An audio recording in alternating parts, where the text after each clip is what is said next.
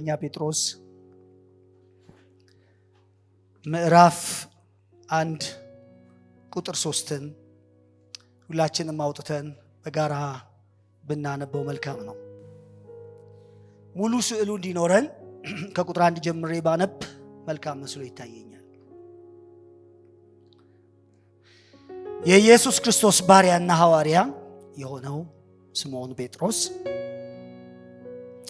በአምላካችንና በመድኃኒታችን በኢየሱስ ክርስቶስ ጽድቅ ካገኘነው ጋር የተካከለ የክብር እምነት ላገኙ የመለኮቱ ኃይል በገዛ ክብሩና በበጎነቱ የጠራንን በማወቅ ለሕይወትና እግዚአብሔርን ለመምሰል የሚሆነውን ነገር ሁሉ ስለሰጠን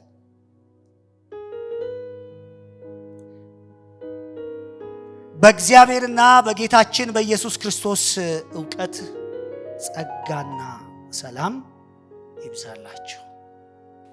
አብዛኛዎቻችን እንደምናውቀው በማለዳ ጸሎታችን ላይ በዚህ ወር ሙሉ ስለ ተስፋችን እየጸለይን ነው። ታውቃላችሁ፣ ልንጸልይ ጀምረናል። አሁን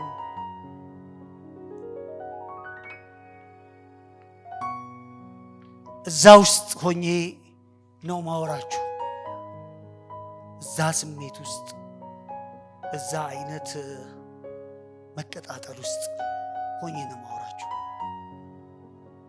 እና ልብ ብላችሁ እንድትሰሙኝ አደራ ልላችሁ ፈልጋለሁ። ይህንን ክፍል ሳነብ አንድ በአማዞን ወንዝ አካባቢ የተፈጠረ እውነተኛ ታሪክ አገኘው። እንዲህ ብዬ ስጠይቅ እጁ ላይ ያለውን ሳያውቅ እንደ ተራና እንደ ምስኪን ሰዎች ስለሚኖሩ ሰዎች ምሳሌ ብዬ ስፈልግ ይህንን አገኘው። እጃቸው ላይ ምን እንዳለ ሳያውቁ እና ያ ታሪክ እውነተኛ ታሪክ ነው እና በዛ ዘመን የስፔን መርከበኞች በአትላንቲክ ውቅያኖስ ላይ ለሳምንታት እየተጓዙ ውሃውን እየቆዘፉ እጃቸው ላይ ያለው ውሃ ያልቃል። እንደምታውቁት የውቅያኖስ ውሃ አይጠጣም፣ ጨው ነው እና በጥማት በጣም መሰቃየት ጀመሩ። ስቃዩ ከባድ ነበር። ምናልባት የአንዳንድ ሰዎች ሕይወት ከእነሱ መካከል አልፏል ይባላል።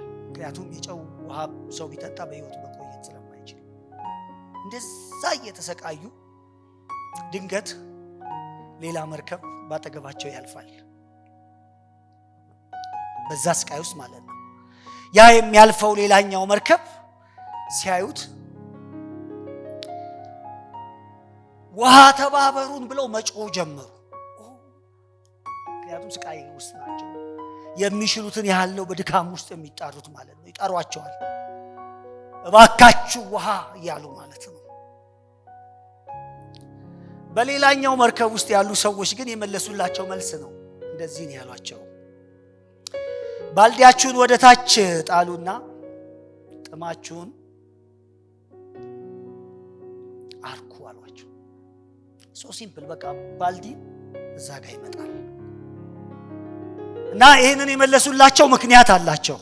እነዚህ መርከበኞች በጎዳናቸው ላይ ሲሄዱ ያላስተዋሉት ማለት ነው። ያ ያላስተዋሉት ነገር ምን እንደሆነ ታውቃላችሁ? ምንም እንኳን በውቅያኖስ መካከል ያው በጨዋማ መካከል ቢያልፉም ነገር ግን ሳያውቁት አንድ አካባቢ ላይ እንደደረሱ የት አካባቢ እንዳሉ ግን አላወቁ። ያ ጉዳይ፣ ያ የሚያልፉበት መንገድ፣ ያ የሚያልፉበት ስፍራ የአማዞን ወንዝና ይሄ ውቅያኖስ የሚገናኙበት ቦታ ነው። ቦታው እሱ ነው። የአማዞን ወንዝ ውቅያኖሱን የሚቀላቀልበት ስፍራ ላይ ነው የመጡት እና በዙሪያቸው ያለውን ንጹህ ውሃ አላስተዋሉትም። ግን ከጨዋማው ውሃው ይልቅ በጣም እነሱን ከቦ ያለው ምንድን ነው? ንጹህ ውሃ ነበር። ባልዲን ብቻ ጣል አድርጎ ምን ማድረግ እና ይሄንን እኔ ምን አልኩት? ብዙ ሰዎች በጸጋ ውሃ ተከበዋል። ጸጋ ከቧቸዋል። ነገር ግን ይሰቃያሉ። ባለመቻል ይሰቃያሉ። ባለመኖር ይሰቃያሉ። በምን ምክንያት ከተባለ በላክ ኦፍ ኖሌጅ በእውቀት ችግር ምክንያት በመንፈሳዊ ጥም ይንገላታሉ። መቼ ነው ጥሜ የሚረካው ይላሉ። ራሳቸውን በዓለም እንደተከበበ አድርገው ይቆጥራሉ። አመጽ በዙሪያቸው እንዳለ ተሸናፊ ህይወት ብቻ ለመምራት ታልፈው የተሰጡ የዘመን ውራጅ ውስጥ እንዳሉ ራሳቸውን ይቆጥራሉ። ጥቂት ዕውቀት ቢያገኙ ብቻ አስገራሚውን የእግዚአብሔርን ጸጋ የሚያስተውሉበትን እድል ማን ባሳያቸው ላሉ እግዚአብሔር በጸጋ ወንዝ ከቧቸዋል። ስለዚህ የተሰጠንን በእውቀትን መንዝረው የሚል ነው ዛሬ መልእክቴ። ምን እንደተሰጠን እንወቅና ያንን በእውቀት ምን እናድርገው? እንመንዝረው። ምን አለን? ምን እግዚአብሔር ሰጥቶናል? ግን እኛ ለየትኛው እንንገላታለን? ለየትኛው እንሰቃያለን? ስለ የትኛው እንደክማለን? ምን አለን? አበሻ ስለሆንን ብዙ ጊዜ ምሳሌ ገባናል። እኔ ምሳሌ ሰው አይደለሁም፣ የቀጥተኛ ተርጓሚ ሰው ነኝ። ግን እናንተ በጣም እንዲገባችሁ ስለምፈልግ ሌላ ምሳሌ ልጠቀም። ዛሬ አይናችሁ ውስጥ የሆነ ኢንጆይ ልታደርጉት የምትችሉ ትልቅ ነገር እንዳለ እንድታስቡ ፈልጋለሁ። አንድ ነጋዴ ነበር አሉ እና ያ ነጋዴ አንድ እንትን ፈለገ። በጣም አልማዝ ዲያመንድ አልማዝ ያላቸውን ይሄ በጣም የከበሩ ማዕድን ያላቸውን ሰዎች ማግኘት በዓለም ላይ ልዩ የአልማዝ እንትን ያላቸውን ፈለገና ያለውን ሁሉ ሸጦ እነሱን ለማግኘት ዓለምን መዞር ጀመረ። እርሻውን ሸጠ፣ ሀብቱን ሸጠ። በጣም ሀብታም እኮ ነው። ያለውን ሁሉ ሸጦ ይሄንን ዲያመንድ ባገኝ በጣም ባለጸጋ ሆናለሁ ብሎ መንከራተት ጀመረ። ሲንከራተት ገንዘቡ ሲቀንስ፣ እነሱን ሲፈልግ ሲያጣ፣ ሲደክም በቃ አለ አይደል ብላይታች ሲል የሚችለውን ሁሉ ካደረገ በኋላ መጨረሻ ላይ ደከመ። ገንዘቡ አለቀ። እሱ ደህየ። እርሻውን ሸጧል፣ ቤቱን ሸጧል፣ ሀብቶች ንብረቶቹ ከብቶቹ ሁሉ ሸጧል። ደሃ ሆነ መጨረሻ ላይ። ከዛ ህይወቱ አለፈች። እርሻውን የገዛው ሰው አንድ ቀን በድንገት ወደዛ እርሻ ያንን እርሻ ለአገልግሎት ሲያውል በጣም የሚያብለጨልጭ ልዩ የሆነ ማዕድን ያያል እና ሰውየው ሄዶ ሲመረምረው ያ ሰውየው ባለጸጋው ያለውን ሸጦ የተወው እርሻው ላይ የነበረውን ሀብት ነው ሰውየው በትንሽ ዋጋ የገዛው። ከሞኝ ደጃፍ ሞፈር ይቆረጣል እንደሚሉት እግዚአብሔር ዛሬ አንድ ነገር ነው የሚፈልገው፣ አይናችሁ ላይ ያለውን ነገር እንድታስተውሉት። ሉቃስ ወንጌል ምዕራፍ 15 ላይ ያለውን ታላቁን ልጅ ታስታውሱታላችሁ። ይለፋል፣ ይጥራል፣ ይደክማል።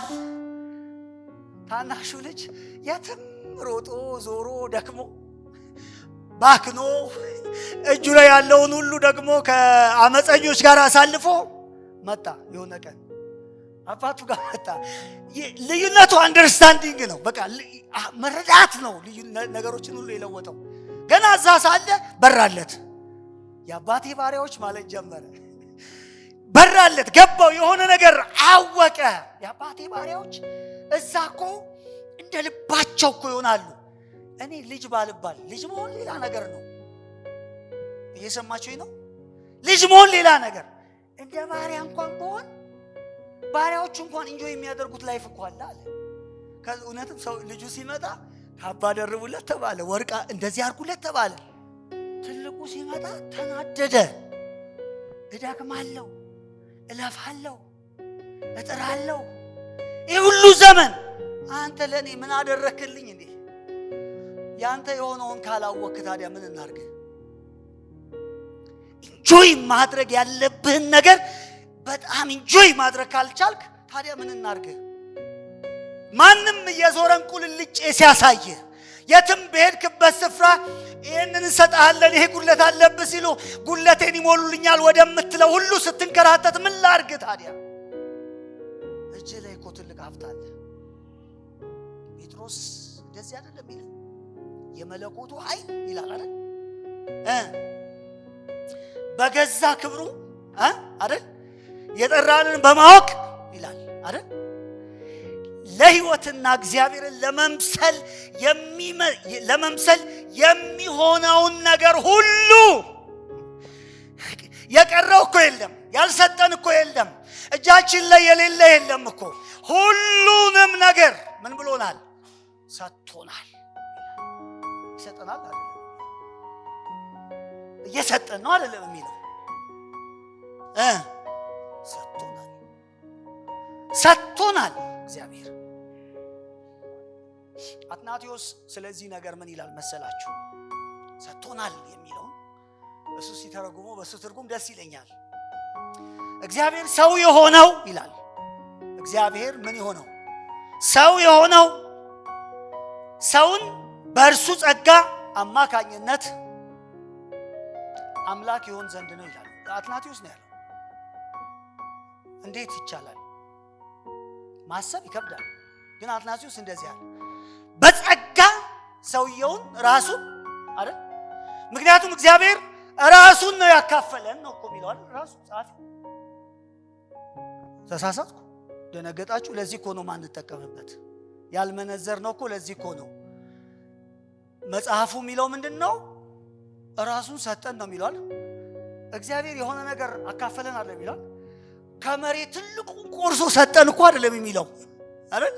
ከሰማይ ግማሹን እኮ አይደለም የሚለው። ከራሱን ቆርሶ እኮ አይደለም ያለው፣ ራሱን ሰጠን አይደለም የሚለው። እዚህ ደግመን እንየው። ምን ሊያካፍለን ወደደ? ምን ሊሰጠን ወደደ? ምን ሰጠን ነው የሚለው? ከመለኮታዊው ባህሪ ይላል አይደል? እስኪ በሉት መልሳችሁ እዩት እስኪ እዩት። ከዛሬ 2000 ዓመት በፊት የተጻፈ ነው። እዩት እስኪ። እንደዛ እኮ ነው የሚለው። ከመለኮታዊው ባህሪ ተካፋዮች እንድንሆን ደግማችሁ እዩት። ተካፋዮች እንድንሆን ምን አደረገን? በበጎነቱ የጠራንን በማወቅ ለሕይወትና እግዚአብሔርን ለመምሰል የሚሆነውን ነገር ሁሉ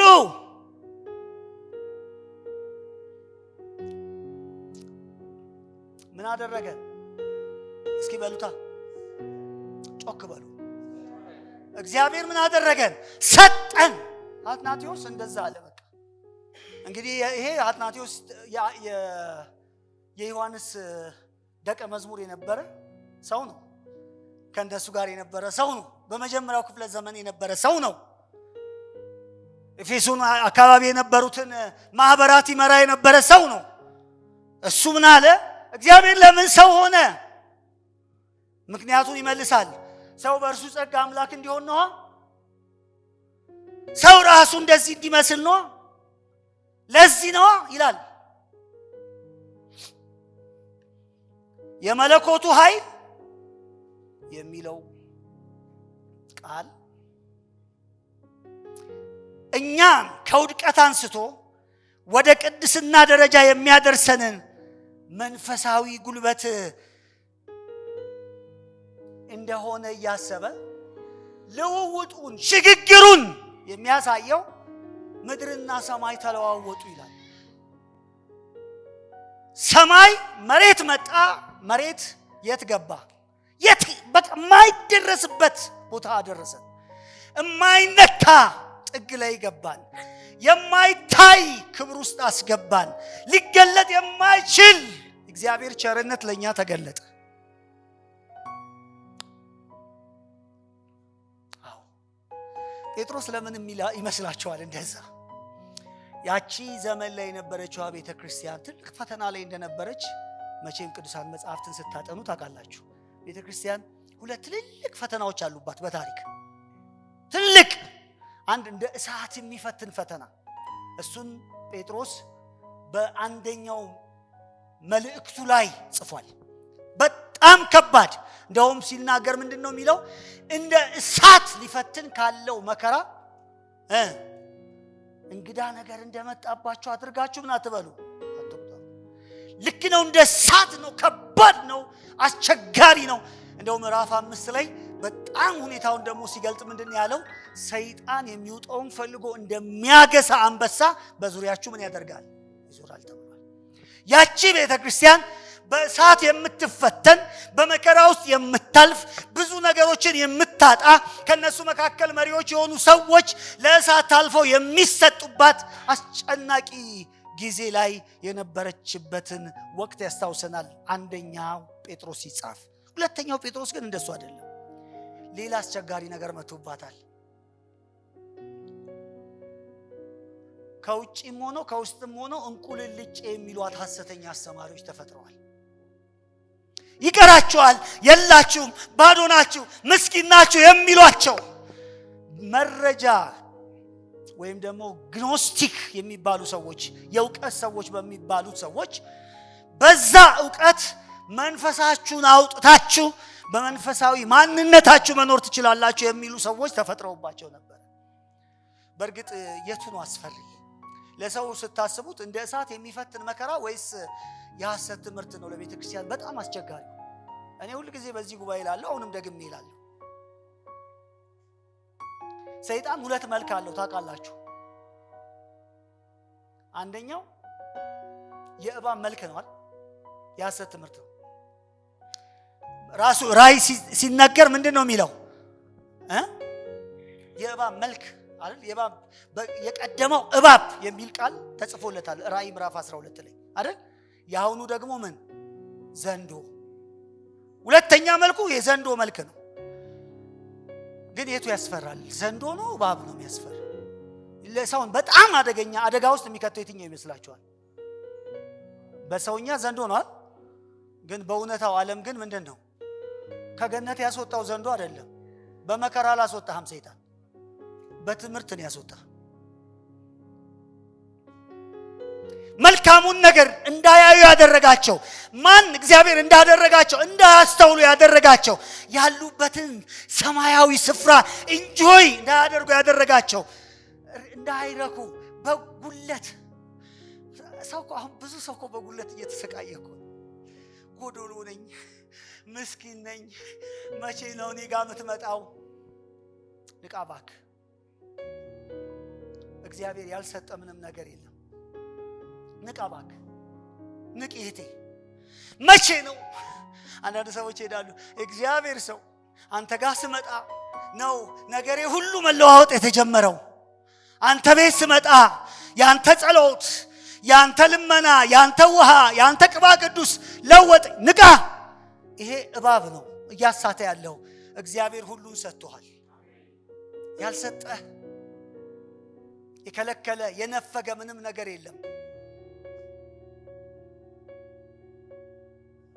ሰውን እንዲህ ዓለምን እንዲህ ያተራመሰው ምንድነው? ይሄ ከገነት አስወጥቶ አሁን የሰውን ልጅ በሃይማኖት በቋንቋ በምን ያተራመሰው የጣለው ዓለምን ምስቅልቅል ያደረገው ዘንዶ ነው ወይስ እባቡ ይመስላችኋል? ለዚህ ነው ጳውሎስ ምን ይላል? የሚያስጨንቅ ዘመን እንደሚመጣ ይህንን ይወቅ ይላል ለጢሞቴዎስ። በጣም የሚያስጨንቅ። እንዴ ምን ያስጨንቃል? አሁን ጳውሎስ የሚላቸው ነገሮች ያስጨንቃል። ሰው ራሱን የሚወድ ይሆናል እና ድሮ ሳይታወቅ ሳይታለም የተፈታል። ሰው ራሱን የሚወድበት ዘመን ይመጣል የሚያስጨንቅ ይለዋል።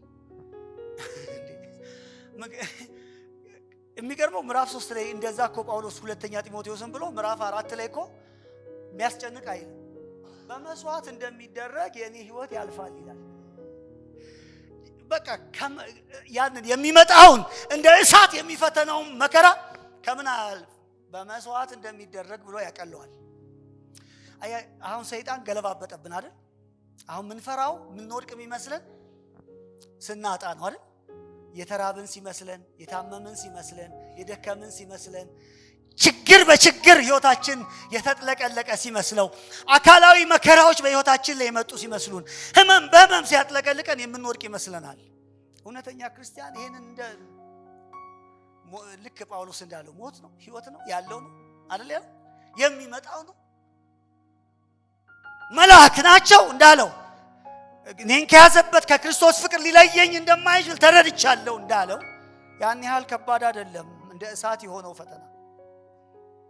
ቤተክርስቲያን የምታጸልየው የምታጾመው እንዲህ ሊመጣ ነው የምትለው የምትጮኸው የምትደናግጠው ለምን ይመስላችኋል? ለዘንዶ ነው ለእባቡ ነው?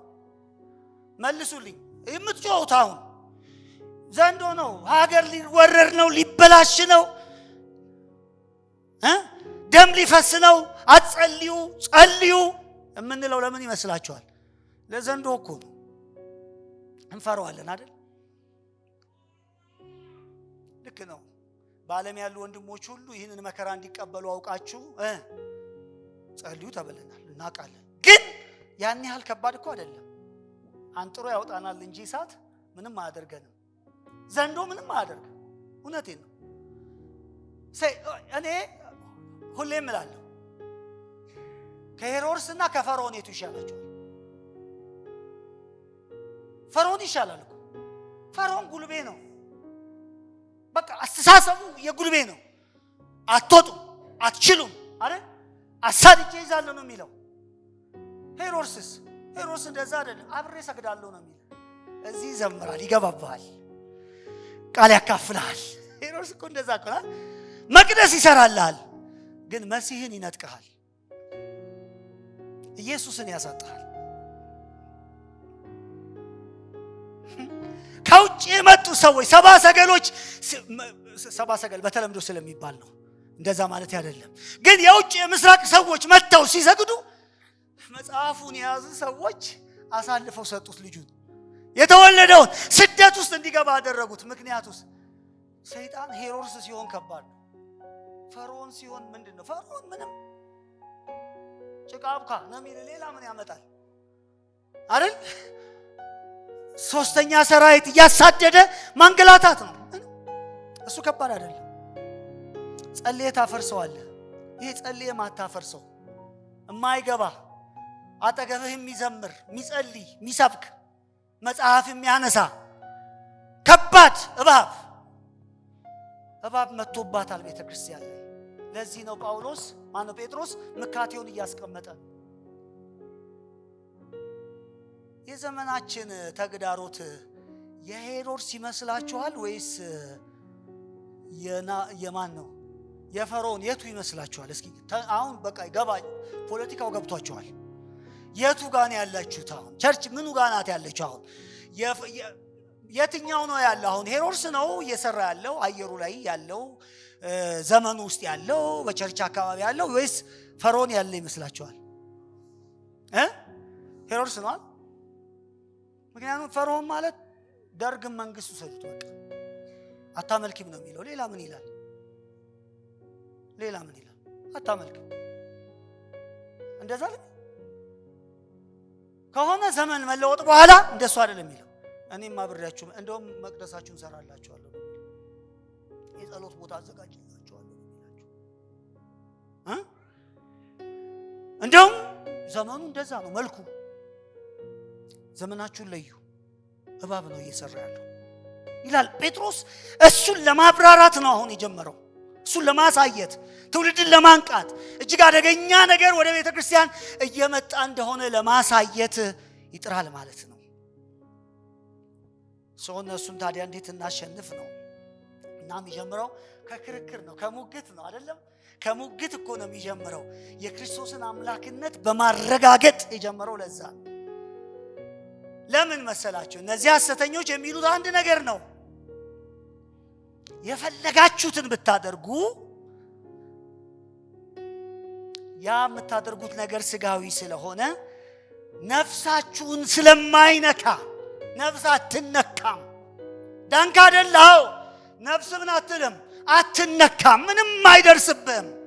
ስለዚህ አታካብድ ነው የዘመን መልክ እሱ ነው። አታካብድ። ምክንያቱም እግዚአብሔር ጋር ለመድረስ ከፈለክ መንፈስህን ወቅ፣ በመንፈስህ ኮሙኒኬት አድርገው፣ ከዛ በኋላ በእርሱ በሰራው ነገር ተደሰት። ለምን? ቁሱ በሆነው አንተነት ላይ የሚደርስብህ የምታደርገው የምትሆነው ነገር ሁሉ ያ ሰማይ አያውቀውም ነው የሚሉት። ሰማይ ጋር አይታወቅም። ብትዋሽ ሰማይ አያውቀውም። ብታመነዝር ሰማይ አያውቀውም። ብታጭበር ሰማይ አያውቀውም። ምክንያቱስ መንፈሳዊነት ያለው አምላክ ቁስ አካል ይዞ ሊመጣ አይችልም፣ ሊዳሰስ አይችልም። ስጋ ሁሉ ምንድነው? ቁስ ሁሉ ምንድነው? ርኩስ ነው። መንፈስ ሁሉ ደግሞ ምንድነው? ንጹህ ነው። ስለዚህ ያንተ ጥረት፣ ያንተ ልፋት፣ ያንተ ድካም ምንም ዋጋ የለውም የሚል ክርክር ነው ያመጡት። ጴጥሮስ ይሄንን ነው የሚመክረው። ጌታ ይመስገን። ምን ብሎ አምላክ ታዲያ ለምን ሰው ሆነ? አምላክ ሰው የሆነበት ምክንያት ምንድነው ነው? ያንን ሲያስቀምጥ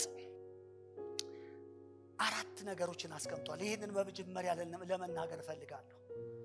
ዘመናችን አስፈሪ ነው። አዎ እባባዊ ባህሪ ያለው፣ አዎ ያስፈራል። ግን ደግሞ እንደዚህ እንላለን። ጌታ ይመስገን። ምንድነው የሚለው? የመለኮቱ ኃይል ደግመን እናስበው። በገዛ ክብሩና በበጎነቱ የጠራንን በማወቅ ለሕይወትና እግዚአብሔርን ለመምሰል የሚያስፈልገንን ሁሉ ምን ብሎናል? ይሄ ፓስት ነው አይደለም? ፓስት እኮ ነው። ፐርፌክት ቴንስ ነው። ኦልሬዲ የተደረገ ነገር እኮ ነው። ኦልሬዲ የሆነ ጉዳይ ነው። የሚሆን አይደለም፣ ሆኗል። ግን እንዴት ልመንዝረው ነው? እንዴት ልጠቀመው ነው? እግዚአብሔር ባህሪውን ሁሉ ምን ብሎኛል? ሰጥቶኛል። ግን እንዴት ልመንዝረው? እንዴት የራሴ ላድርገው? እንዴት ልጠቀምበት? እንዴት አገልግሎት ላይ ይዋል? ያለኝ ነገር ምን ሰጠን? እስኪ የሰጠንን ነገር ተመልከቱ። ሕይወትና እግዚአብሔርን መምሰልን ምን ብሎናል? ሰጥቶናል። የምስራች ለእግዚአብሔር ክብር ይሁን። ምን ብሎናል? ሕይወትን እና እግዚአብሔርን መምሰልን። መኖርን እኮ ማለቱ አይደለም። መኖር መውጣት፣ መግባት፣ መብላት አይደለም። እሱን ማለቱ አይደለም። የእግዚአብሔር የሆነውን መንፈሳዊና ዘላለማዊ የሆነ ሕይወት ወይም ደግሞ የራሱን የእግዚአብሔርን አይነት ሕይወት ሰጥቶናል። እግዚአብሔር ይላል። እግዚአብሔር ምን ሰጠን? የራሱን አይነት ሕይወት ዚዮን ሰጥቶናል። የራሱን አይነት ሕይወት። ያ ወገኖች ሆይ ከሞታችሁ በኋላ የምትለማመዱት አይደለም፣ አሁን የምትጀምሩት ነው። መጽሐፍ ቅዱስ ዚዮን እግዚአብሔር ይሄ በዘላለም ማንነቱ ባህሪው የሚኖርበትን ማንነት እግዚአብሔር ምን ብሎናል? ሰጥቶናል ይላል። አፍሪካውያን እንደ አፍሪካ ሁሉ ጊዜ የምናዝነው ምንድነው? ሀብታችንን መጠቀም አልቻለም ነው አይደል? ሌሎች መጥተው መዝብረውበታል። ግን ከከርሰ ምድር ሀብታችን የሚወጣው የኮንጎ ሀብት ብቻ አፍሪካን አይደለም ዓለምን ማኖር ይችላል ይባላል እኮ።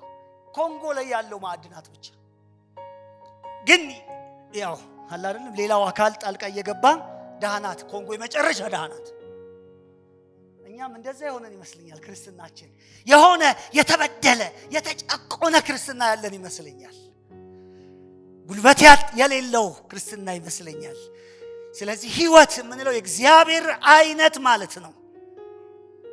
እግዚአብሔርን መምሰል ደግሞ የምንለው ትክክለኛ አምልኮ ወይም ለእግዚአብሔር ክብር የሚሰጥ አኗኗር ምን ብሎናል? እግዚአብሔር ሰጥቶናል። እግዚአብሔር ከብርበታለሁ፣ ራሴን እገልጥበታለሁ፣ ራሴን ለዓለም አስተዋውቅበታለሁ የሚለውን አይነት ምን ብሎናል? ሰጥቶናል። ታዲያ ይሄንን በምን አክሰስ እናድርግ ነው አይደል? ዋናው ነገር በምን አክሰስ እናድርግ? እንዴት እናገኘው ስንል መልሱን ይነግረናል ጴጥሮስ። በምንድን ነው ይላል? በማወቅ ነው ይላል። ለምን አልተጠቀማችሁበትም ሲባል ማወቅ ነው፣ ስላላወቃችሁ ነው ይላል። በማወቅ አይደለም የሚለው እርሱን ምን በማድረግ በማወቅ። በምን አይነት ዕውቀት? ሁለት አይነት ዕውቀቶች አሉ በዛን ዘመን የነበረ ማለት ነው። ግኖስቲክ የሚባለው ዕውቀት የመረጃ ዕውቀት፣ ኤፒግኖስቲክ የሚባለው ደግሞ ምን አይነት ዕውቀት ነው? ስለሱ ዕውቀት እናወራለን። በዚህ አይነት ዕውቀት ይሄንን እግዚአብሔር የሰጠንን ነገር ምን ማድረግ እንችላለን? አክሰስ ማድረግ እንችላለን፣ መኖር እንችላለን፣ መለማመድ እንችላለን ማለት ነው። ጌታ ይመስገን። አሁን ያጠረን ምንድን ነው? ይሄ ዕውቀት ነው እንጂ ያለን ነገር አይደለም የበደለን። በክርስትና ውስጥ ሁለት ትልልቅ ጉዳዮች እንዳሉ ታውቃላችሁ። ሁለት ትልልቅ ጉዳዮች። የመጀመሪያው ነገር የእግዚአብሔር ፕሮቪዥን። ክርስትና የሚያወራው በአጠቃላይ ስለ እግዚአብሔር ፕሮቪዥን ነው። እግዚአብሔር ምን ሰጠን ነው የሚለው መጽሐፍ ቅዱስ። ይሄንን ነው የሚያወራው። የክርስትና ማዕከላዊ አንኳር ነገር እግዚአብሔር ለዓለም ምን ሰጠ ነው። ሁለተኛው ጉዳይ ደግሞ ሰው ይሄንን እግዚአብሔር የሰጠውን ነገር እንዴት አክሰስ ያድርግ፣ እንዴት ያገኘው፣ እንዴት የራሱ ያድርገው፣ እንዴት ወደዛ እግዚአብሔር ወደ ሰጠው ነገር ይግባ ነው ክርስትና። እሱ ነው። እነዚህ ሁለት ነገሮችን ነው የያዘው። ጴጥሮስም የሚለው ይሄንን ነው። እግዚአብሔር ሰጠን ራሱን። በምን ታዲያ ይገኛል ይሄ? በምን? በእውቀት። ጌታ ይመስገን። በእውቀት። ስለዚህ እውቀት ጥቂት ልበላችሁ። በዚህ እውቀት እግዚአብሔር የሰጠንን አክሰስ የምናደርጋቸውን ነገሮች በእግዚአብሔር ቃል ጥቂት እንመልከት። ልባችሁን ሰጥታችሁኛል። የእግዚአብሔር እውነት በዚህ አለች። ጌታ ይመስገን። ጥቂት የመጽሐፍ ቅዱስ ጥቅሶች ጋር እንሂድና እነዛን እንመልከታቸው። እግዚአብሔር የሰጠንን ጉዳዮች እንመልከታቸው በእግዚአብሔር ቃል። ጌታ ይመስገን። ለምሳሌ መንፈሳዊ እድገትና ይሄ ዕውቀት ይገናኛሉ። ማንም ወደ መንፈሳዊ እድገት ለመምጣት ከፈለገ በዚህ ዕውቀት በኩል ነው። ቆላስይስ ምዕራፍ 1 ቁጥር 9 እና 10 ላይ እግዚአብሔር ቃል ምንድን ነው የሚለን? ጳውሎስ ለቆላስይስ ክርስቲያኖች የጸለየላቸው ጸሎት በበጎ ሥራ ሁሉ ፍሬ እያፈራችሁ በእግዚአብሔር ዕውቀት እያደጋችሁ ይላል። በእግዚአብሔር ዕውቀት ስታድጉ በበጎ ሥራ ፍሬ ምን ማድረግ ትችላላችሁ? በጎ ሥራ የሆነ ማፍራት ውስጥ ለመምጣት ምን ያስፈልጋል? ዕውቀት የሚባለው ነገር ያደርጋል። ለዚህ ጸልያለሁ ይላል ጳውሎስ። ስለዚህ ማንኛውም ሰው ማደግ ከፈለገ ምን ያስፈልገዋል? በሉታ ማወቅ ያስፈልገዋል። ጴጥሮስ ሐሰተኞቹ ሲመጡባችሁ ገነታችሁን አብራርታችሁ አሳዩ፣ እንደ ሔዋን አትሻወዱላቸው፣ እባቦች ናቸው፣ ጉለታችሁን ሊያሳዩ ነው የመጡት። ጉለት የለባችሁም። እግዚአብሔር ሰማይና ምድርን አይደለም የሰጣችሁ፣ ሀብት ወርቅ ብር አይደለም የሰጣችሁ፣ የሰጣችሁ ራሱን ነው። በጸጋ ራሱን ምን ብሏችኋል? ሰጥቷችኋል። ይህንን እግዚአብሔር የሰጣችሁን ነገር አክሰስ የምታደርጉት ደግሞ በምን በኩል ነው? በእውቀት በኩል ነው። በእውቀት በኩል ነው።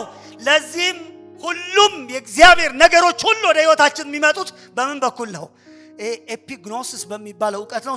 ስለሱ እናወራለን። ግን አንደኛውን ብቻ መንፈሳዊ እድገት ያለ እውቀት ሊሆን አይችልም። በቃ ሊሆን አይችልም። ዝግ ነው። እሱ ብቻ አይደለም። አዲሱ ማንነት ያለዚህ እውቀት መሆን አይችልም። አዲሱ ማንነትን ለመልበስ ካስፈለግን ማለት ነው። በአዲሱ ማንነታችን ለመራመድ ለመመላለስ ከፈለግን የዚህ ቆላስይስ ላይ ምዕራፍ 3 ቁጥር 10 ምን ይላል መጽሐፍ ቅዱሳችን? የፈጠረውን ምሳሌ እንዲመስል አይደለም። እውቀትን ለማግኘት ምን የሚያደርገውን የሚታደሰውን እውቀት ባገኘ ቁጥር ምን ያደርጋል? ይታደሳል። እየታደሰ አዲሱን ሰው የሚመስለው ምን ባገኘ ቁጥር ነው? ፊድ የሚደረገው አዲሱን ሰው እየተገለጠ የሚመጣው በምን በኩል ነው? በእውቀት በኩል ነው ይለናል። ጌታ ይመስገን። አሜን ትላላችሁ? በእውቀት በኩል ነው። ስለዚህ ክርስቲያናዊ ባህሪ የሚቀረጸው በተራ መረጃ በኢንፎርሜሽን ውስጥ አይደለም።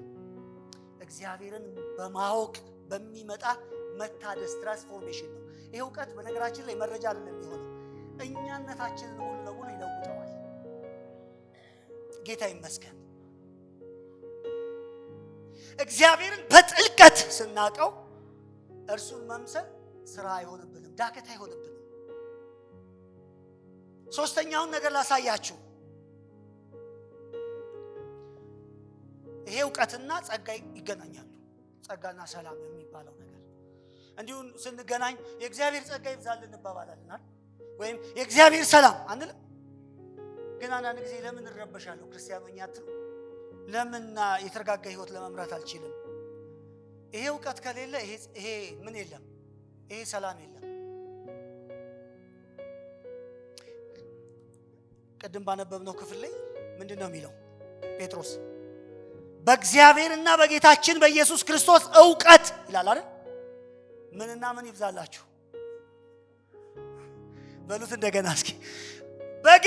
በእግዚአብሔርና በጌታችን በኢየሱስ ክርስቶስ እውቀት ጸጋና ሰላም። እግዚአብሔር የሰጠን ሁሉ ለምን አክሰስ አላደረከውም? ወደዚህ እውቀት ራስን ማምጣት ስላልቻልክ ነው። ወደዚህ እውቀት የዚህን እውቀት ምንነት መጨረሻ ላይ እናገራለሁ ብያቸዋለሁ። አራተኛውን እና አምስተኛውን ነጥቦች ልንገራችሁ። ጌታ ይመስገን። ውጤታማ የሆነ እምነት እንዲኖረን ፍሬ የሚያፈራ ተግባራዊ ወደ ተግባር የተለወጠ እምነት እንዲኖረን ካስፈለገ ምን ያስፈልገናል? ይሄ እውቀት ያስፈልገናል። ለፊሊሞና ጳውሎስ ምን ብሎታል? በእግዚአብሔር ቃል ላይ ተመልከቱ። ለፊሊሞና ያለውን በእኛ ዘንድ ያለውን በጎ ነገር ሁሉ በማወቅ በጎ ነገርን ሁሉ በማወቅ የእምነትህ ህብረት እንዲሰራ ጸልይልሃለሁ ይላል። እምነትህ እንዲሰራ፣ እምነትህ ተግባራዊ እንዲሆን፣ ሕያው እምነት እንዲሆንልህ ጸልይልሃለሁ። ለእንዴት? በእኛ ዘንድ ያለውን ነገር ሁሉ ምን በማድረግ በማወቅ፣ በጎን ነገር ሁሉ በማወቅ፣ እግዚአብሔር ያደረገውን ነገር ሁሉ በማወቅ እምነትህ እንዲሰራ፣ እምነትህ ኢን አክሽን እንዲሆን ካስፈለገ ምን ያስፈልጋል? በእኛ ዘንድ ያለውን ነገር ሁሉ ምን ማድረግ? ማወቅ።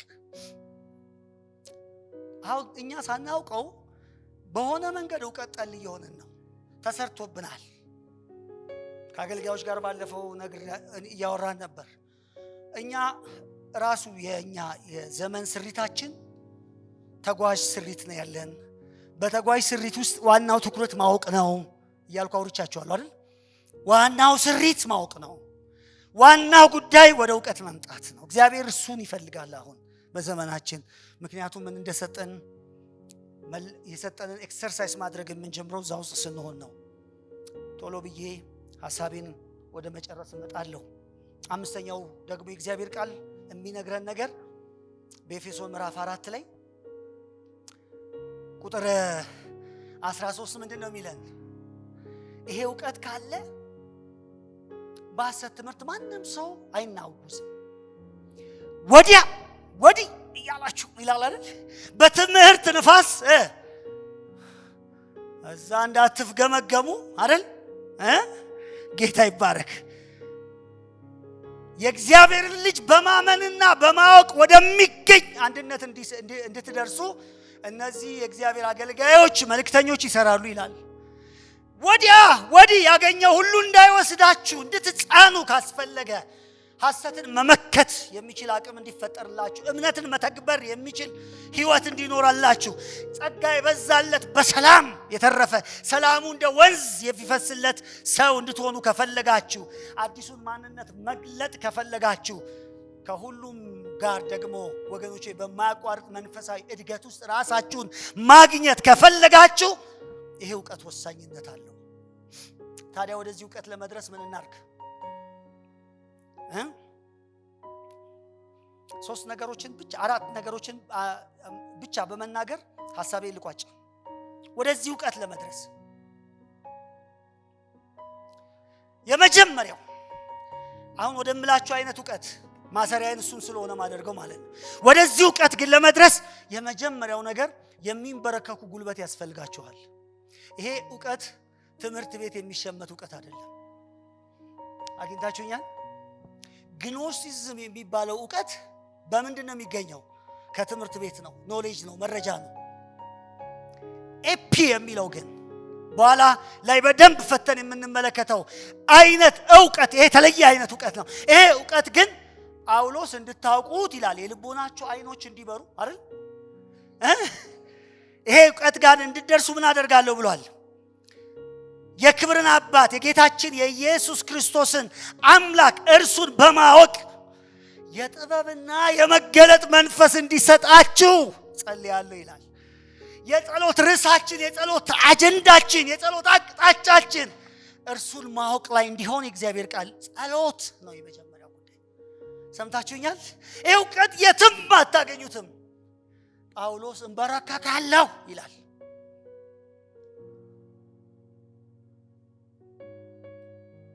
ጉግል ጋር ብትሄድ ኢንፎርሜሽን ታገኛለህ። የታወቁ ተናጋሪዎች ጋር ብትሄድ ምን ታገኛለህ? ኢንፎርሜሽን። በጣም አሪፍ ኢንፎርሜሽን ታገኛለህ። አሁን ከነገርኩ በላይ ስትንበረከክ ግን እንደሱ አይደለም።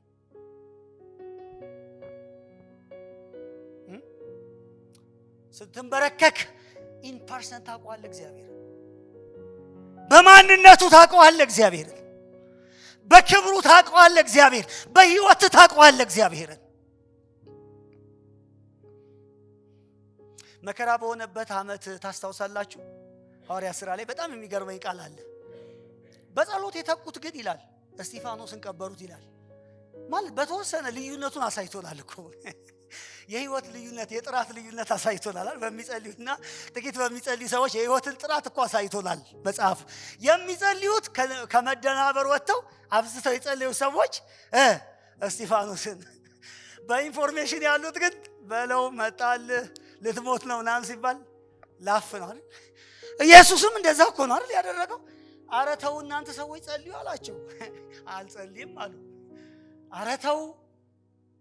ጴጥሮስ ደግሞ ደፈር አለና ለምን እነሱ አይክዱም አለ። አሬ ይህ ዕውቀት እኮ በኢንፎርሜሽን አይደለም፣ አብረኸኝ ብዙ ስለኖርክ ሳይሆን በመንበርከክ ነው የምታውቀው። ኢየሱስ በጣም ጸልዮ መጣና የሚያሳድዱት ፊት ቆመ እኮ ምንም ሳይላቸው። ጌታ ይባረክ። በዛው በተረጋጋ መንፈስ ጥላቻ በሌለበት እግዚአብሔር ሕይወት በሱ ውስጥ እንዴት ነግሷል አይመስላችሁም? የእግዚአብሔር ዕውቀት እዛው ቦታ ላይ የሰው ጆሮ ሲቆረጥ እልህ ውስጥ አይደለም የገባው አይደል? እሰይ ይበለው ምናምን አይደል የሚለው። ሊገልህ የመጣውን ሰው ምን ትለዋለህ? እሰይ ይበልህ፣ እኔ ጋር መጥተህ ድፍት ያርግህ። ኢየሱስ አምጥቶ የሰውየውን ጆሮን የቀጠለለት። ምክንያቱም የህይወት ዕውቀት ነው የሱ። እኔ ነካለሁ ብለህ ትነካለህ ነው የሚለው የዘንድሮ ፔንቴ። ባጠሬ ብታልፊ ነው የሚለው። እንኳን ጆሮ ሊቀጥል ቢችል ሌላውንም ያስቆርጥልሃል። ድሮስ ጻድቅ ተነክቶ እንዴት ይኮናል አለ። ምንም እግዚአብሔር ባህሪ ዕውቀት የለንም። እግዚአብሔር ዕውቀት እስጢፋኖስ እንደዛ እየተወገሩ ምን አይነት እኔ እሺ መሞቱ ነው ሲሞቱ የሚያደርጉትን አያውቁም። የምን አቅም ነው? ምን አይነት መልክ ነው ውስጣቸው ያለው? ምን አይነት እግዚአብሔርን የማወቅ አቅም ነው ውስጣቸው የተፈጠረው? ምን አይነት በመንፈስ የመሰራት ውጤት ነው የምታዩት? ይቅር እንዲባሉ ለመጸለይ ጉልበት ከየት አመጡ ነው? ያ እውነተኛ ዕውቀት። እና ጴጥሮስ ደንብሮ ሲሸሽ አይደል? ያ ሁሉ ፉከራ ሲጠፋ ሁሉም ሲለዩት ኢየሱስ ብቻውን ያቆመው ዕውቀት ከየት የተገኘ ነው? እሱን እንድታውቁት ጳውሎስ ምን ይላል? በመገለጥ እንዲገባችሁ እግዚአብሔርን መረዳት እንድትችሉ እጸልያለሁ ይላል። ሁለተኛው እግዚአብሔር ወገኖቼ በእግዚአብሔር በባህሪው ልንገራችሁ። አወቃችሁ የምትሉት የሚላችሁ የኖራችሁት ዕለት ብቻ ነው። ይሄ ሕግ ነው። ደግሜ ልበላችሁ ይችላል። መጋቢ ሉል የሚላት አንድ አባባል አለች። በጣም ደስ ይለኛል። እኔም እጋራዋለሁ። ዮሐንስ አይታችኋል ስለ ፍቅር ብዙ ጊዜ ደጋግሞ ሲጽፍ አንዴ አሮጌ ትእዛዝ ይላል አይደል ደግሞ አዲስ ትእዛዝ ይላል አዲስ ለምን አለው አሮጌ ልክ ነው ድሮ የነበረ ነው አይደል ከሙሴ ዘመን ጀምሮ የነበረ ትእዛዝ ነው አዲስ ለምን አለው አዲስማ አልኖራችሁትም ካልኖርከው ሁሉ ጊዜ በእግዚአብሔር ፊት ምንድነው አልሰማውም ያልኖርከው ነገር ሁሉ ይሄ ባለፈው አንብበናል ምናምን የሚባል ነገር የለም አላነበብከው ያነበብከው የኖርከው ቀን ነው አንዳንድ ሰው ባለፈው እኮ አገልግለዋል እሺ አገልግየዋለሁ ግን ኖረዋል ደግሞዋለሁ አዲስ ነው እቀጥላለሁ ስብከት ባለፈው እኮ ዘካፍለናል የትዛኛው ቤት እዚህኛውም ደግሞዋለሁ ለምን አልኖርከው ከኖርከው ነው አዲስ አሮጌ የሚሆነው ያልኖርከው ሁሉ በሉት አጠገባችሁ ያለውን ሰው ይሄንን ባለፈው አልሰማሁትም ነው የሚለው አዳደ ሰው ካልኖርክ ምንድነው አዲስ ነው አክሽን ካልወሰድክ አክሽን ወደ እግዚአብሔር ወደ ማወቅ አትመጣም አሜን ትላላችሁ ቆላስይስ 1:10 እሱ ነው የሚለን እኮ ወገኖቼ ሆይ መታዘዝ አይደል መመላለስ አክሽን መውሰድ እርምጃ መውሰድ አንድ እርምጃ ተራመዱ በየቀኑ ላነበባችሁት ላገኛችሁት ዕውቀት አንድ እርምጃ አንድ አክሽን ውሰዱ እሱ እግዚአብሔርን ወደ ማወቅ ያመጣችኋል ሁሉ ጊዜ እግዚአብሔርን ወደ ማወቅ ፕሮግሬሲቭሊ ወደ ሆነው ዕውቀት የምትመጡት አንድ እርምጃ ቁጭ ባልክበት እግዚአብሔርን ማወቅ አትችልም ቁጭ ባልክበት እዛው ተቀምጠ እግዚአብሔርን ማወቅ አትችልም ሩቅ ነህ ለእግዚአብሔር ለማወቅ እግዚአብሔር አንድ ነገር ነው የሚለው አንድ ነገር ገባ አዎ ለዛች አንድ እርምጃ ውሰድ ጌታ ይመስገን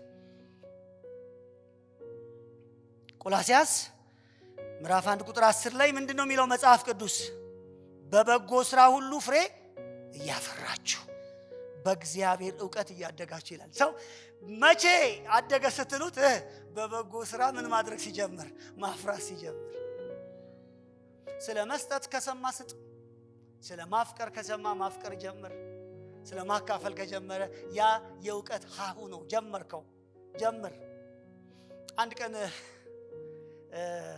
ምን አለኝ አንድ ሰው በእንትን እየሄድን በራይድ ሰጥቶኝ እየሄድን ምሳሌው በጣም ገረመኝ የተናገረው እካሌን ታውቃቸዋለህ አለኝ አዎ አዲስ አበባ ዩኒቨርሲቲ አስተማሪ ነበሩ ምናምን ከሳቸው ንግግር ሁልጊዜ ማይረሳኝ ጎረቤታቸው ያሏቸው ነው አለኝ ጎረቤታቸው እንትን የዩኒቨርሲቲ መምህር ነበሩ ጎረቤታቸው እና ለምን ትምህርት አታሻሽልም ማስተር ስለምን አትቀጥልም ይሏቸዋል ለዚህኛው ሰው ገና ያኔ 5 አመት ይሁን 7 አመት አሉት ባትማርም እኮ 7 አመት ላይ ትደርሳለህ 7 አመት ይደርስልሃል እየተማርክ ብትደርስበት አይቻልም አንዳንድ ሰው ወደ እግዚአብሔር መድረስ የሚፈልገው በአንዴ አይደለም ተራመድ አንድ እርምጃ ጀምር እንትኖቹ እንደዛ አይደለም የሚሉት ቻይናዎቹ 1000 ጋር ለመድረስ አንድ በል ዛሬ በኢየሱስ አጠገብ ያለውን ሰው በቃ አንድ በል በቃ አቅፈሳመው ቢያንስ መስጠት ቢያቅታ አቅፈሳመው ዛሬ ጌታ ይባረክ ጀምር አንድ ወደ ዕውቀት ለመግባት አንድ በል ነው የሚለው አንድ በል አንድ ካላልከው እንዴት ሁለት ማለት ይችላል ያሆነ ሚራክል እንጠብቃለን ነጥቆ የሆነ ቦታ የሚያደርሰን ሮም በአንድ ጀንበር አልተገነባችም ማለት የሚባለው ባንድ ይሄ ኢያሱ ዛሬ መጥቷል እንዴ ዛሬ እንዴት ይመጣል 31 አመት በጌታ ኡይ አረጊ ጉዶለና አንድ ሰው ተወልዶ አድጎ የሚዳርበት አመት እኛም በጌታ እኛ ማኑኤል ምናምን የምንለው ሰውዬ ጣል 31 አመት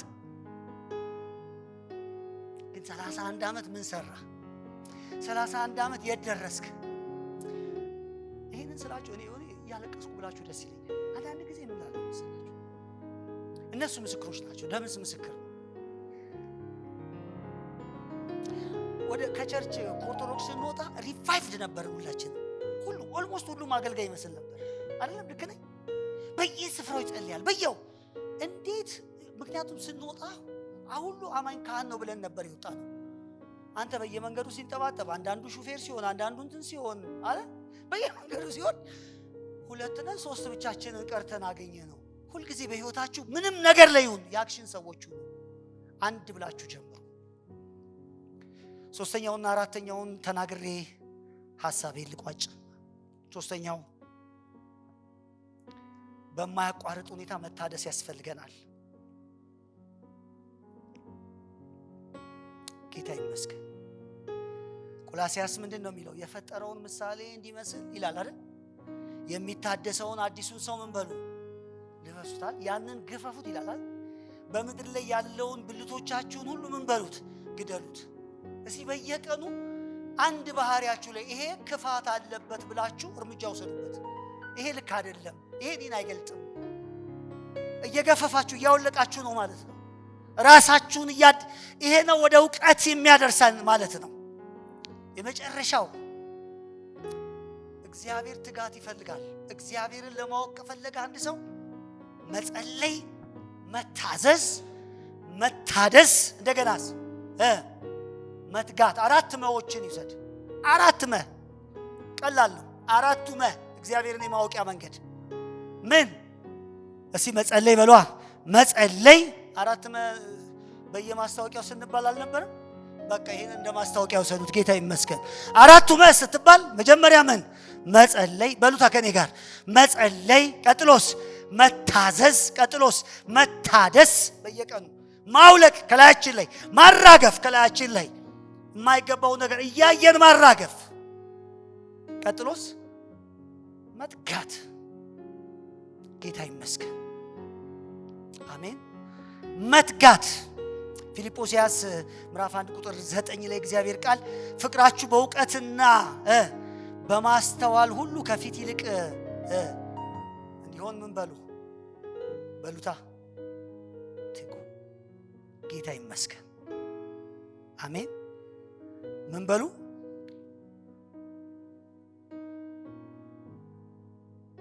ስለዚህ አንድ ነገር እንበል።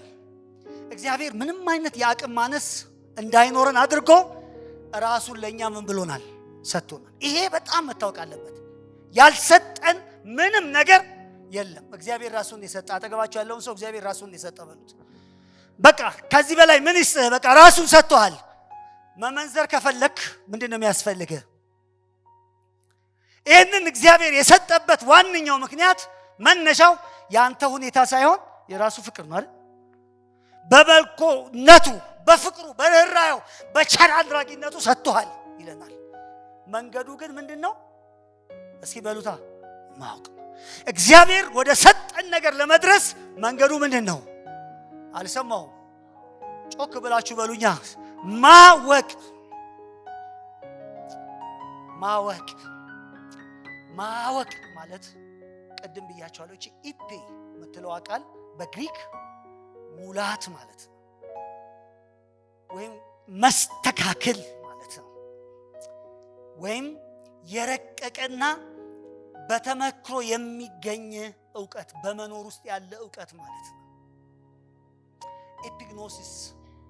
እነሱ ግኖስቲክ ኖሌጅ፣ ስጋን የፈለገውን ይሁን አመፅ ምንም ችግር የለውም።